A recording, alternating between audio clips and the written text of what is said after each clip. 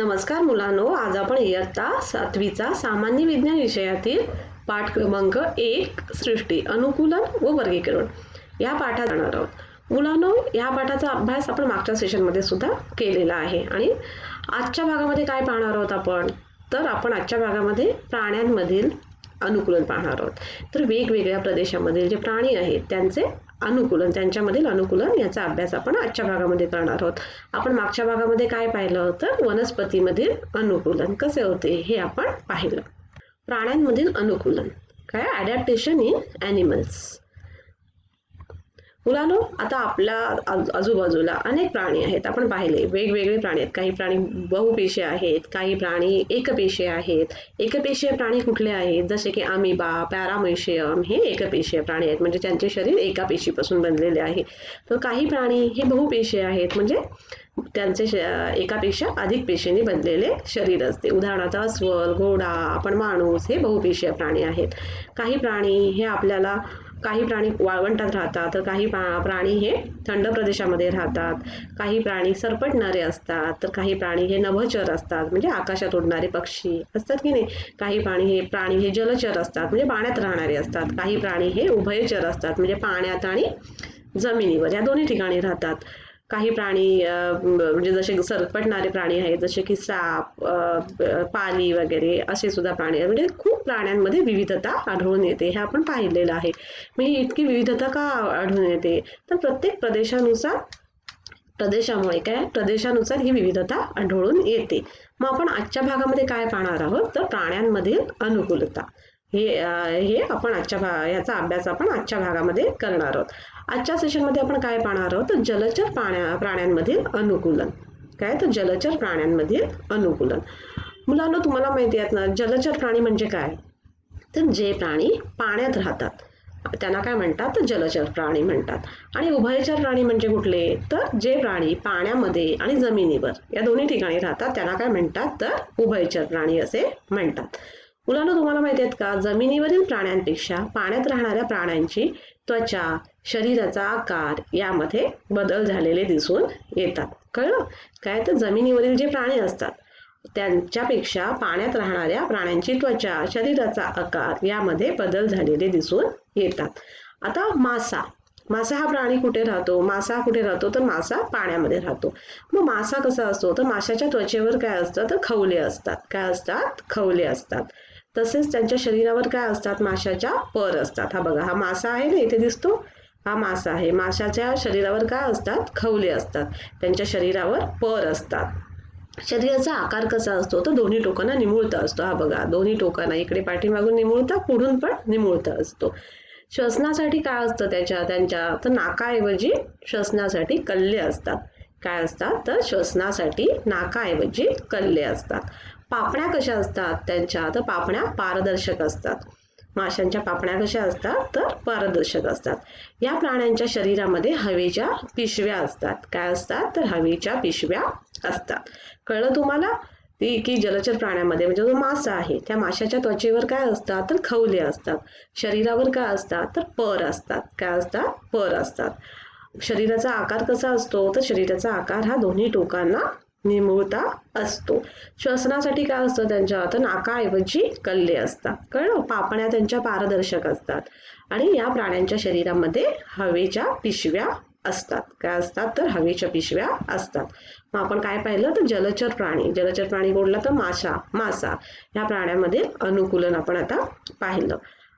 आता उभयचर प्राणी कोणते आहेत ते सांगा मला बरं। तुम्हाला माहिती आहेत का उभयचर प्राणी कोणते आहेत? जसे की बेडूक माहिती आहे ना, पाण्यामध्ये सुद्धा राहतो आणि जमिनीवर सुद्धा राहतो। जसे कासव सुद्धा पाण्यामध्ये आणि जमिनीमध्ये दोन्हीकडे राहतात की नाही। आणि अजून कुठला तर बदक सुद्धा पाण्यामध्ये राहतं आणि जमिनीवर राहतं। साप पण जमिनीवर असतात, काही पाण्यामधले साप पण असतात। मग आता आपण पाहणार आहोत उभयचर प्राण्यांमधील अनुकूलन। काय तर उभयचर प्राण्यांमधील अनुकूलन। बेडूक, बदक यांच्या पायांच्या बोट कधी पाहिलीत का तुम्ही? बदकाची बोट पाहिली? पाय बघितले असाल ना कधीतरी, कसे असतात? त्यांच्या बोटांमध्ये पडदे असतात। बघितले त्यांची बोट कशा? बोटांमध्ये काय असतं तर पडदे असतात। बेडूक, बदक यांच्या पायांच्या बोटामध्ये पडदे असल्याने काय होतं तर पायांचा त्यांना वल्ह्याप्रमाणे उपयोग होतो। पाण्यामध्ये असताना त्याचा उपयोग कसा होतो तर वल्ल्याप्रमाणे होतात. काय असतं त्यांच्या पायांच्या बोटामध्ये पडदे असल्याने. कळलं? बदक, पाणकोंबडी अशा पक्ष्यांची पंख व पिसं ही तेलकट असल्याने पाणी त्यावर ओघळून जातं. काय होतं तर पाणकोंबडी, बदक हे काय असतं तर ह्या यांची पंख नेहमी ओली का नाही राहत सांगा? हे पाण्यामध्ये असतात नाही बदकं वगैरे, पण तरी त्यांची पाणकोंबडी पाहिलं का तुम्ही? बदक पाण्यामधून जरी बाहेर आलं तर काय होतं तर लगेच असं झटकतात त्यांचे पंख आणि मध्ये पाणी असं लगेच उडून जातं, पण ती ओली दिसत नाहीत. कारण का? कारण बदक, पाणकोंबडी अशा पक्ष्यांची पंख व पिसं काय असतात तेलकट असल्यामुळे काय होतं ते पाणी त्याच्यावरून ओघळून जाते. कळलं? मग हे पण काय आहे? हे तर अनुकूलनच आहे, त्यांच्यातील झालेलं अनुकूलन आहे. पुन्हा पायांच्या बोटामध्ये बेडूक, बदक यांच्या पायांच्या बोटामध्ये काय असतात पडदे असल्याने पायांचा उपयोग त्यांना कशाप्रमाणे होतो तर वल्ह्याप्रमाणे त्याचा उपयोग होतो.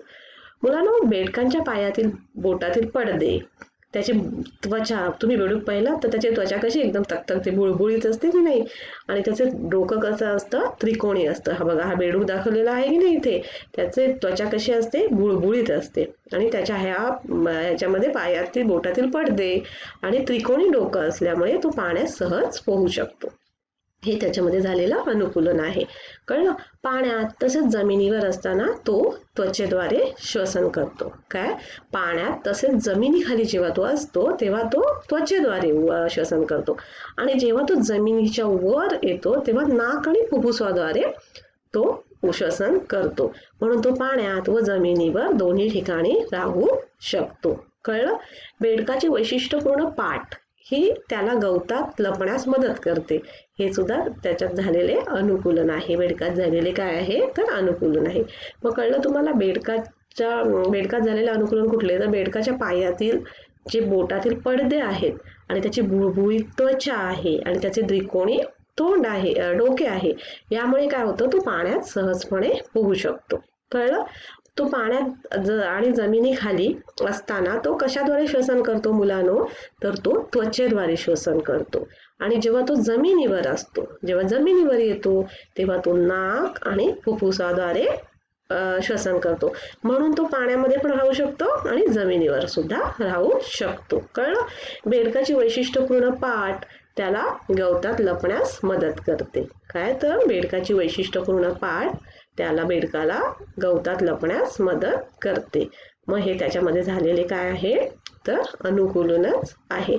मग मुलांना आपण आता जलचर प्राण्यांमधले अनुकूलन पाहिले, जसे की मासे. माशाच्या अंगावर काय असतात खवले असतात, त्याच्यावर पर असतात. मासे कल्ल्याच्या साहाय्याने श्वसन करतात. त्याच्या शरीरामध्ये काय हवेच्या पिशव्या असतात.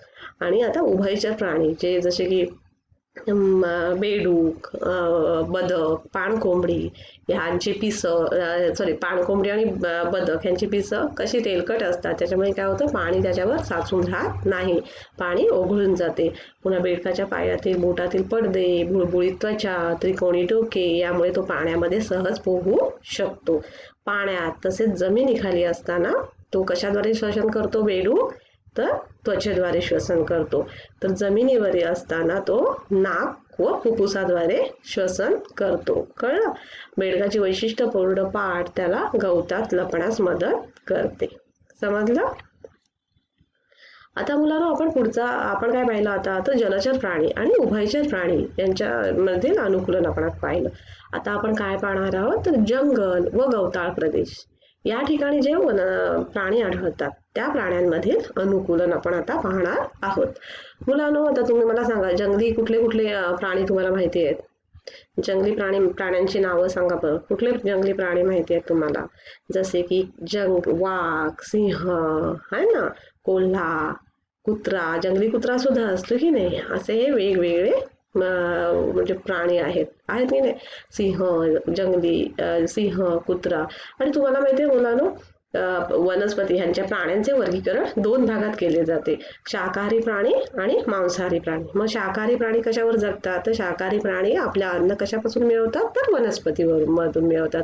वनस्पती खातात ना, जसे की जिराफ, हरिण, काळवीट हे वनस्पती हे जे प्राणी आहेत ते कशावर जगतात तर वनस्पतीवर जगतात. माहिती आहे ना, जिराफ, काळवीट, हरिण आणि सिंह वाघ हे प्राणी आहेत. हे प्राणी कशावर जगतात, आपले अन्न कसे घेतात, तर ते शिकार करतात.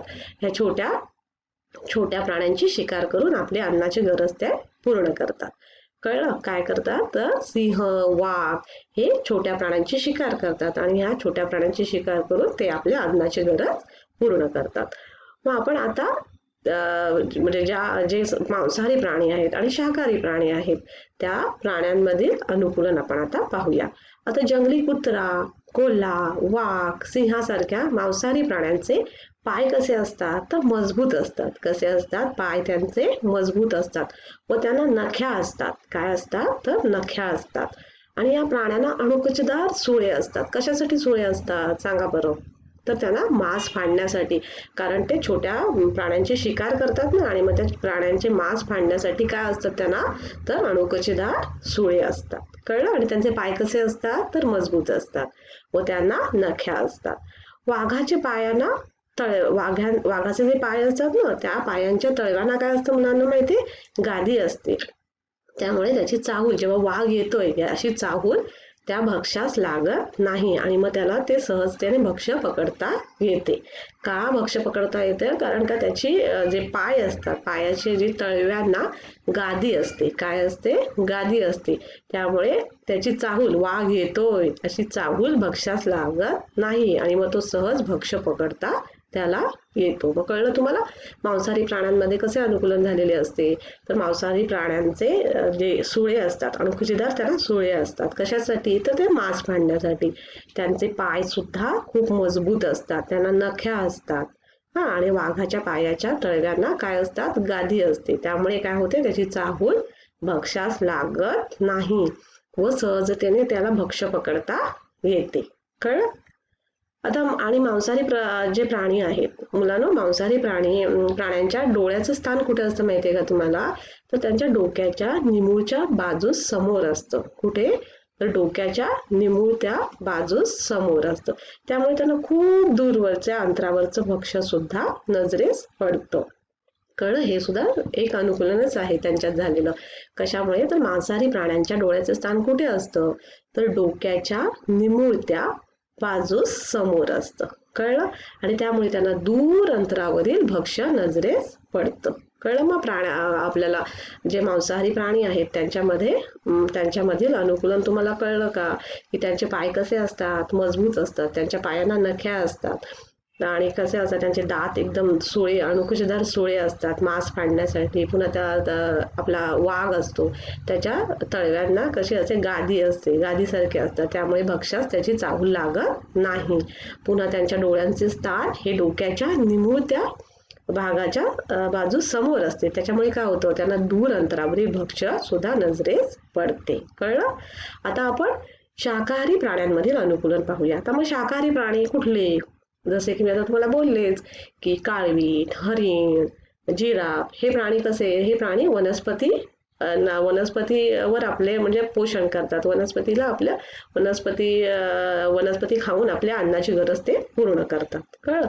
मग शाकाहारी प्राण्यांच्या डोळ्याचे स्थान कुठे असते माहितीये का तुम्हाला, तर कपाळाच्या खाली व बाजूस असते. कुठे, तर कपाळाच्या खाली बाजूस असते. त्यामुळे काय होतं, त्यांना मोठा परिसर दिसतो व शत्रूपासून बचाव करण्याची संधी मिळते. त्यांचे डोळ्यांचे स्थान कुठे असते, तर कपाळाच्या खाली बाजूस असते. त्यामुळे त्यांना खूप मोठा परिसर दिसतो व शत्रूपासून म्हणजे शिकारी किंवा हे जे वाघ, सिंह त्यांची शिकार करतात ना, मग हे शत्रूपासून बचाव करण्यासाठी त्यांना संधी मिळते. शाकाहारी प्राण्यांचे पाय कसे असतात माहिती मुलांना, निमुळते असतात व बारीक असतात. तसेच त्यांची खुरं असतात, मजबूत असतात. काय, त्यामुळे त्यांना वेगाने उड्या म्हणजे उड्या मारत ते धावतात. माहिती आहे ना, हरिण वगैरे कसं उड्या मारत धावत असतं आहे ना. शाकाहारी त्यांचे पाय कसे असतात, तर एकदम निमुळते असतात आणि बारीक असतात. तसेच त्यांचे खूर सुद्धा मजबूत असतात. पाहिलं का तुम्ही हरिण कधी उड्या मारताना कसं उड्या मारत असं धावत असतं की नाही, ते कशामुळे, तर त्यांचे पाय हे निमुळते असतात आणि बारीक असतात आणि त्यांचे खूर सुद्धा मजबूत असतात. त्यामुळे त्यांना वेगाने उड्या मारत धावता येते. कळलं. अशा प्राण्यांचे हलणारे त्यांचे कान पाहिलं तुम्ही, कसे कान असतात, हलतात ना कायम. हरिण वगैरे कधी बघितलं का, कधी कुठे तुम्ही जंगल सफारीला गेला असाल, तिथे तुम्ही हरणं तर बघितलीच असाल. मग त्यांचे कान कसे हालत असतात, लांब कान असतात आणि दूर अंतरावरील आवाज ते घेऊ शकतात. काय तर अशा प्राण्यांचे हलणारे लांब कान दूर अंतरावरील आवाज घेऊ शकतात. हरिण, काळवीट यांचा रंग सुद्धा परिसराशी मिळता जुळता असतो. कसा असं ब्राउनिश कलर असतो ना, म्हणजे जंगलातले जे सुकं गवत असतं अशाशी मिळता जुळता असतो. हे सुद्धा त्यांच्यामध्ये झालेले हे काय आहे, एक अनुकूलनच आहे. वनस्पतीची खोडं चावून खाण्यासाठी त्यांना मजबूत दात असतात, कारण हे वनस्पतीच खातात ना, हे शाकाहारी प्राणी आहेत. आणि मग त्या वनस्पतीची खोडं म्हणजे खाण्यासाठी त्यांचे दात कसे असतात तर मजबूत असतात. हे सुद्धा त्यांच्यामध्ये झालेले एक अनुकूलनच आहे. म्हणजे आपण पाहिलं का, आता आपण मांसाहारी प्राण्यांमधील अनुकूलन पाहिलं आणि आता शाकाहारी प्राण्यांमधील अनुकूलन पाहिलं. मग शाकाहारी प्राण्यांचे पाय कसे असतात तर त्यांचे निमुळते असतात, त्यांचे आणि बारीक पाय असतात आणि निमुळते असतात. तसेच त्यांचे खूर मजबूत असतात. कळलं? त्याच्यामुळे काय होतात, त्यांना वेगाने उड्या मारत धावता येते. त्यांचे कान लांब आणि हलणारे असतात, त्यामुळे दूर अंतरावरील आवाज त्याचा वेध घेऊ शकतात की कोणतरी शिकारी त्यांची शिकार करण्यासाठी येत आहे हे त्यांना समजतं आणि मग ते पळ काढतात. हरिण, काळवीट यांचा रंग सुद्धा कसा असतो तर परिसराशी मिळता जुळता असतो. म्हणजे त्याच्यापासून त्यांना शिकाऱ्यांपासून म्हणजे वाचू शकतात त्यामुळे, कलर त्या रंगामुळे. पुन्हा वनस्पतीची खोडं चावून खाण्यासाठी त्यांना मजबूत असे दात असतात. कळलं? कारण ते वनस्पतीचाच अन्न म्हणून ते वापर करतात. मग आपण आता काय पाहिलं तर जंगल व गवताळ प्रदेश या ठिकाणी आढळणाऱ्या प्राण्यांमध्ये अनुकूलन पाहिलं. तर मुलांना आज आपण काय शिकलो तर आज आपण प्राण्यांमधील अनुकूलन हे आपण शिकलो. आपण जलचर प्राण्यांमधील अनुकूलन शिकलो. जलचर प्राणी जसं की माशांच्या अंगावर कसे असतात तर खवलं असतात, पर असतात, ते कल्ले असतात श्वसनासाठी. त्यांच्या माशांमध्ये हवेच्या पिशव्या असतात. आणि उभयचर प्राणी जसे की बेडूक, बदक, म्हणजे बेडूक आणि बदकाच्या पायामध्ये पडदे असतात, त्यामुळे त्यांचा वल्ह्यासारखा उपयोग होतो त्याला पोहण्यासाठी. पुन्हा हा बेडूक हा बुळबुळीत त्वचा, त्याचं त्रिकोणी डोकं आणि पायातील पडदे यामुळे तो खूप फास्ट पोहू शकतो. आणि पुन्हा तो जमिनीखाली असताना खूप त्वचेद्वारे पाण्यामध्ये आणि जमिनीखाली असताना ह्याच्यामध्ये त्वचेद्वारे तो श्वसन करू शकतो. आणि जेव्हा जमिनीवर असतो तेव्हा फुफ्फुसाद्वारे तो श्वसन करतो. त्याच्यामुळे तो जमिनीवर आणि पाण्यावर सुद्धा राहतो. आणि बदक आणि पाणकोंबडी यांची पिसं कशी असतात, तेलकट असतात, त्यामुळे ती ओली होत नाहीत. आणि आपण आता मांसाहारी प्राण्यांमधील अनुकूलन आणि शाकाहारी प्राण्यांमधील अनुकूलन पाहिलं. म्हणजे जंगली प्रदेशामध्ये जे राहणारे प्राणी आहेत त्यांच्यामधील आपण अनुकूलन पाहिलं. तर जंगली प्रदेशातील प्राण्यांचे कसे असतात तर त्यांचे दात असतात, हे म्हणजे अनुकूलित सुळे असतात. कशासाठी तर मांस फाडून खाण्यासाठी. पुन्हा हे वाघाच्या पायांना म्हणजे तळव्याला गादी असते की भक्ष्यात जाणीव लागू नये म्हणून त्याच्या पायांना काय असते हे असते, गादी असते. पुन्हा त्यांच्या पाय मजबूत असतात आणि त्यांना नख्या असतात.